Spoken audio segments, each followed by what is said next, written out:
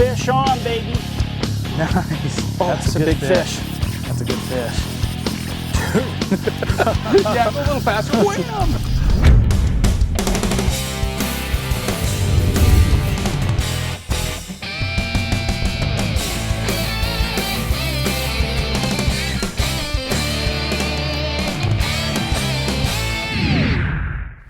Hey, welcome to Hooked on Utah. It's fall, it's spawning season. We're down here with Sean Saunders. What we want to do today is teach you some techniques that you can use on your favorite river. The spawn's starting to happen across the state. Now's the time to catch big fish. So sit back, relax, and enjoy today's adventure.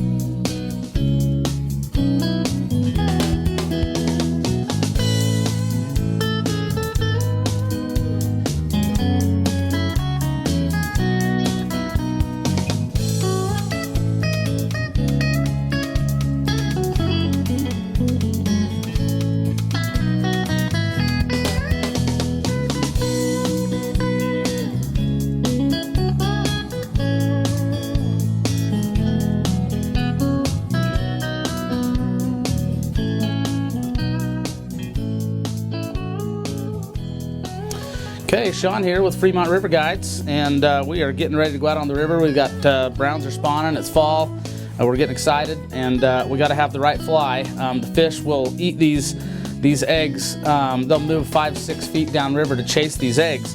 But to get the right presentation, guys fish them a lot of different ways.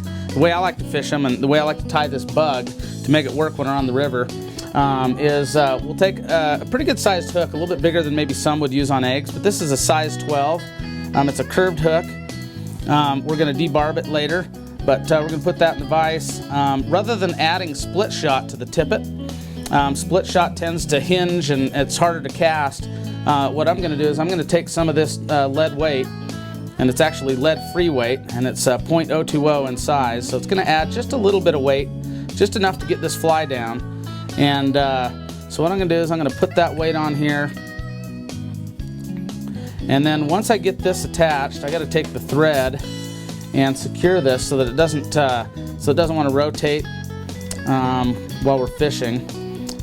And so we got the lead on there. We attach the thread in front of the lead just to keep it from wanting to move forward on the eye. And then I'm going to make a wrap or two that goes completely over all the wraps of lead. Make a couple of wraps behind it, and then I'm going to wrap through the lead over that thread, which is going to fasten that down really good. I'm using pink thread, it's a 6/0 thread, and I'm just going to wrap over that wire just to give it a little bit of color, to hide it a little bit. The fish are not really looking too hard at this anyway. They pretty much see that bright egg color and want to eat it no matter what. So there it is. You got a little bit of weight. Now I'm going to take basically 3 strands of McFly foam. That'll give us enough profile and enough bulk to really cover up that wire. But I pinch it and get it real tight like that. And then I'll do 4 or 5 loose wraps like that. I'll come in front of it. And you always want to make a few wraps of thread before you let go of your bobbin, otherwise it tends to come off of the tightness comes off of your McFly foam, and then it loosens up. So, and then I do a couple of whip finishes. Then I don't have to use any head cement. Just makes this fly really quick and easy, just like that. So when you cut this McFly foam, you want to pull it real tight, and you want to make a curve motion with your thread as you're cutting it off like that. And that's what gives it that rounded look. And then you just fold it around that lead wire like that. It gives you a perfect little round egg with some weight. Now, when we throw this on the river, the beautiful thing about this is we don't have to throw on a whole bunch of split shot up above this to get it down. The fly itself is going to get down, and that's going to make it easier to hook up the fish. It's not going to distract the fish. It just works better. Anyway, that is a glow bug. Hooked on Utah is proudly presented by Sportsman's Warehouse, America's premier outfitter. Mountain America Credit Union, supporting your home, your business, your life. Tony Basso Chevrolet, Black Clover, live your outdoor life lucky. Big O Tires, the team you trust. Valley Food Storage, putting real food into long-term storage. A lifetime bringing families together. Gary Yamamoto Baits, salty goodness. When we go out on the river, we're going to see a lot of spawning fish. They're going to be, some of them are going to be on reds actually spawning. Some of the fish are just going to be getting chased around. Others are going to be eating eggs behind the reds. So I just want to go over a little bit the skinny on fishing to spawning fish. And you know, honestly, it's mostly opinion. Everybody's got their opinion on whether or not you should be fishing to spawning fish. The fact of the matter is depending on how you fish, you're not necessarily gonna hurt the spawners. You're not necessarily gonna interrupt their spawning process, which is important. That red right there, right coming off that. Oh, yep, right on the point. The bigger red's right up there. That whole side is going to be loaded with fish. Oh yeah, you can see them kind of on the right edge of it right here. There we go, right there. Fish on, baby. Nice. Nice. That was hard to see, wasn't it? Spawning fish right here. You know, the spawn is on right now all over the state of Utah. And you know what? We're going to catch some spawning fish for you, show you some egg patterns that'll work, and also some conservation techniques to make sure you fish them, but you don't mess up the reds. That's fish number one, quick release.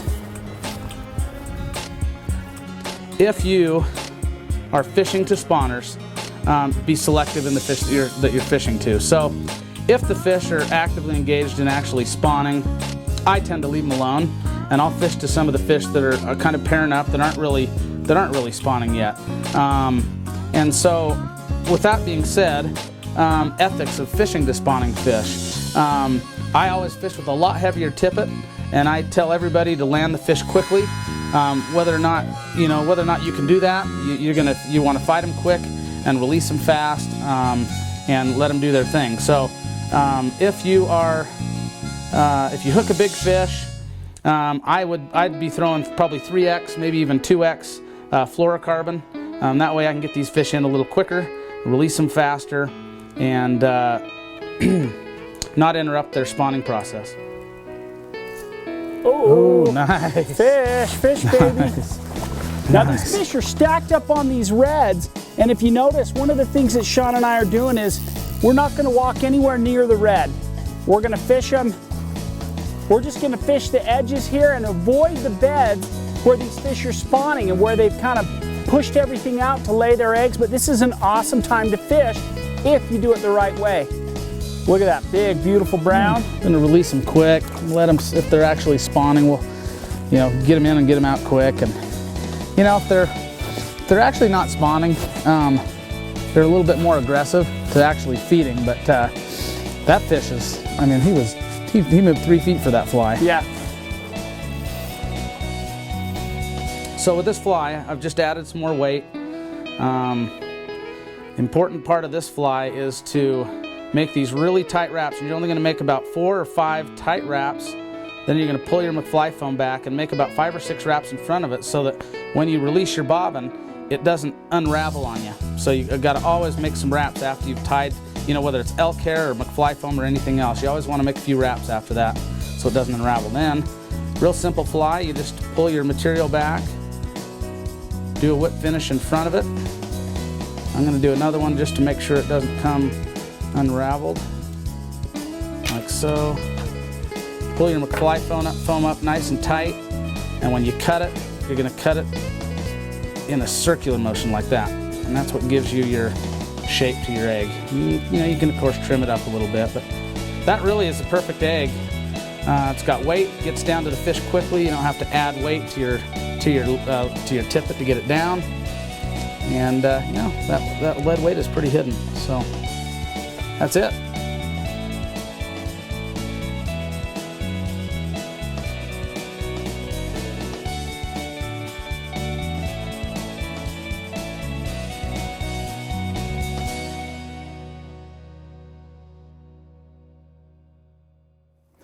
So our technique right here is we've got an indicator on our leader. The strike indicator floats along the water. Down from it, we've got some split shot, and then we just have a simulated egg pattern. And really, the fish that we're targeting are those that are either pre-spawn or post spawn, they're sitting below the red and they're actually sucking the eggs that drift by naturally. So we're not disturbing the bed at all. And and we're just taking the fish that are active. That was a big streamer fish, and he came up after that streamer aggressively. So, you know, I know there are a lot of people who don't like to fish them this time of year. It's an awesome time. Just protect the spawning beds.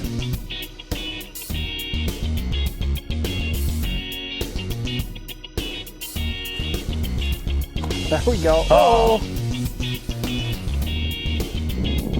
Oh, gosh. That was a big fish. That was a big fish. There he went downstream too. Did you see that? Ah, God, that was a good one too.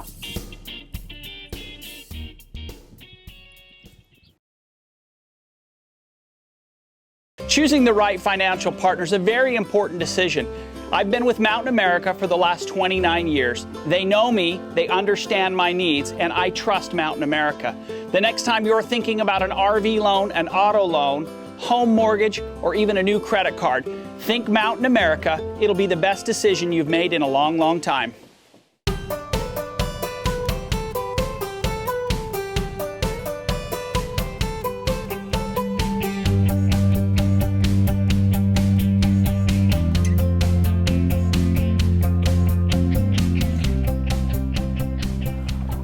I think I'd start throwing right here and work your way into that. There's probably stragglers down in here. There might even be deep reds in there that we can't see.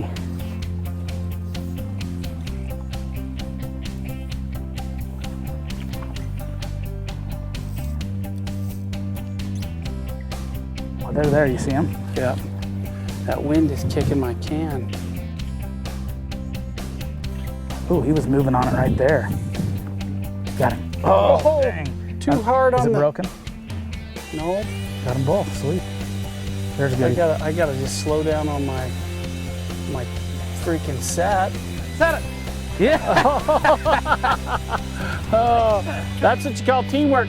The glare on that was so crazy, dude. I couldn't see it. Yeah, you're right into the glare there. I am right into the glare. Dude, he is like going uptown. Dude, he is going uptown. That is awesome. Dude, that fish got some power. Absolutely. There's, yeah.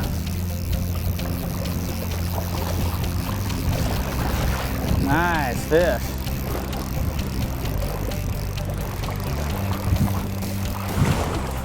Nice. Nice. That's a big fish right there. A big fish. You know, I was right in the glare and I could not see him.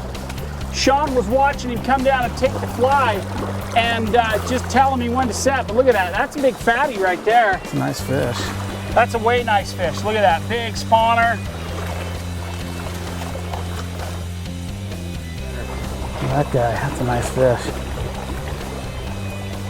Yeah, that's a beautiful fish right there. Nice fish. Spawning fish. You can duplicate this on your favorite river.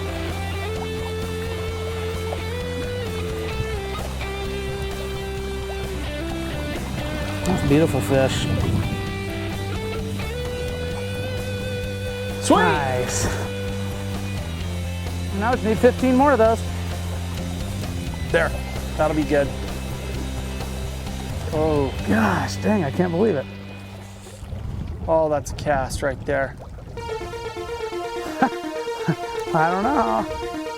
Oh, he got it. He got it. Nice. Oh, goodness. Where's the net? Look at this guy all colored up. Man, he came right out and slashed at that streamer. He hammered that thing.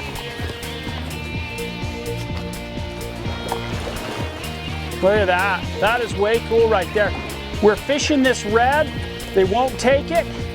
He came out and slashed that thing. Look at that beautiful, beautiful brown. That is way cool. Fall fishing, so working the beds with egg patterns. And the active fish wouldn't take the egg, throw a streamer across it, wham, it's on. Boom, that is so cool. So this technique will work on your favorite river. Doesn't matter if it's the Provo, the Weber, rivers up in the Uintas, southern Utah rivers. Right now, the fish are spawning. They're in that phase of pre, post, and the spawn. Just work with an egg pattern, hit them with a streamer. You're gonna catch a lot of fish doing it. Way cool. There's a big fish right on the bank, and I think he's still there. We can actually maybe sight fish to that one. I think you should try to get him, Sean. Get him with the egg, maybe. All the gear used on this week's adventure can be found at your local Sportsman's Warehouse or online at sportsmanswarehouse.com. Don't cut corners when you're selecting your fly line. Make sure you match it exactly with your rod and spend the money for the best line you can afford. You're going to have a better experience, so make sure you select a quality tippet right here at Sportsman's Warehouse. Match it to the bug. It'll save you some heartache later in the day. Sportsman's has a great pre-set up box of great nymphs that will work on the river. Buy your little box and then set it up in one of these MFC fly boxes. I think you'll really like how they go together. Keeps your flies good and safe, especially if you've got windy conditions. When you're catching quality fish, your rod is only as good as the reel, and the reel is only as good as the drag inside the reel, so make sure you spend the money on the right reel matched to your rod. Having a great knife, a great blade for doing some of the utility work, whether it's cutting mono, cutting your line, whatever you need it for, Kershaw has the right knife. Absolutely a phenomenal product. Get them here at Sportsman's Warehouse.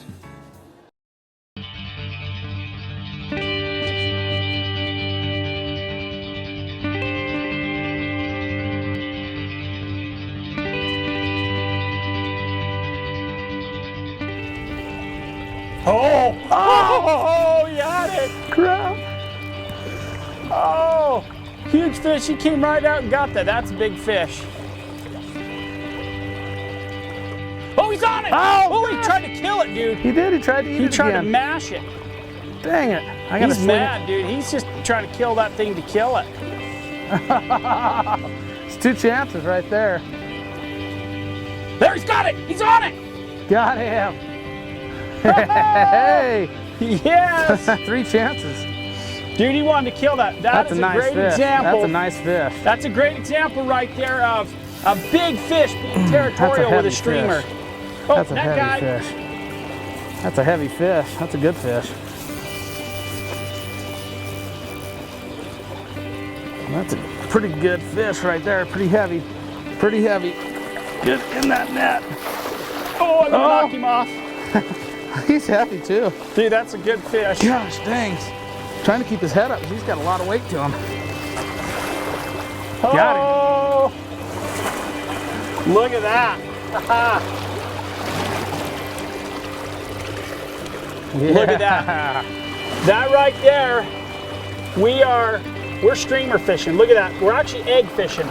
And that is a streamer. We couldn't get him to go on the egg, so we threw a muddler in there and boom. Nice. That's a nice fish. That's a great fish. Right now, best time to be out fishing. Best time of the year. Thank you. Go back, do your thing. There he goes. He is gone. That was cool. That is so cool. That was fun to watch. So, you're going to be fishing your egg pattern. You're looking at those reds. Fish down the red. If the fish aren't active, then, we've got a streamer rigged up. Strip it across. They'll come up and smash it. That fish came out of a shadow, had it, shook his head, let it go. You brought it down in front of him 2 or 3 times, right in front of his face. The one time he came up, grabbed it, head shake, and let go. And you just couldn't feel it from the angle. One more time, boom, he was on. This time of year on the Fremont, we come down here and we actually count how many reds are on the river. In this like just a couple of miles right here, I bet you we have over 100 reds. Just this one spot alone right here, I bet you there's probably about maybe 12 to 15 reds on this 100 yards. So yeah. It just tells you the Fremont is really healthy. Fish are heavy, and there's a lot of bugs, and they're doing great. So we're pretty happy with it. Super cool, nice fish. Nice Good work. Boom.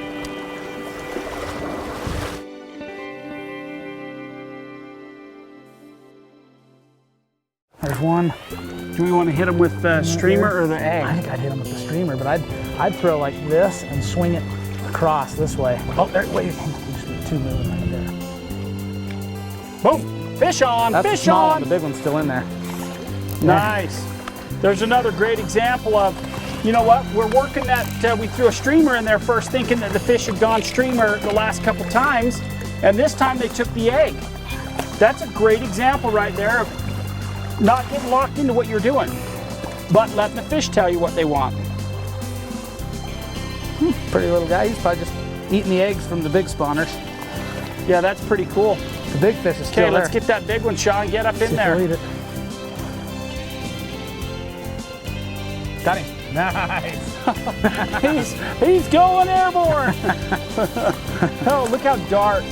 This is one of the cool times of the year. These browns are so dark. Sometimes their colors are yellow, but look at this.